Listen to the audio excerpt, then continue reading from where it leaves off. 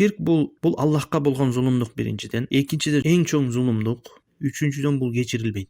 Кайсы бир инсан чоң ширк кылып туруп өлүп кеткен болсо, анда ал түбөлүк тозокко калуучу. Аллах Таала Куранда айтат: "Инналлаха ла ягфиру ан юшрака бихи ва ягфиру ма дуна залика лиман яша". Чындыгында дейт, Аллах Таала кимде ким ширк кылган болсо, аны кечирбейт дейт. Ал эми башка күнөөлөрдү кимге кааласа кечирет дейт. Аллах Таала башка жакта айтат: "Ва'будулла ва ла тушрику бихи шай'a". Аллахка гана ибадат кылгыла, Аллахка шерик кошпогула. Эң чоң зулум бул эмне дегенде, бул ширк. Ширк зулумдугу. Лукман даанышмандын окуясын Аллах Таала Куранда келтирет. "Я бунайя", о балакайым. Дават кылып атканда ушундай усулуп, ушундай сөздөрдү колдонуп, жумшактык менен дават кылышыбыз керек. Мынакей Лукман айтат, "Жобосо балакайым" дейт. Ушу таухидке чакырууга, акыйкатка чакырууга жумшактыкты колдонуш керек. "Я бунайя ла тушрику биллах".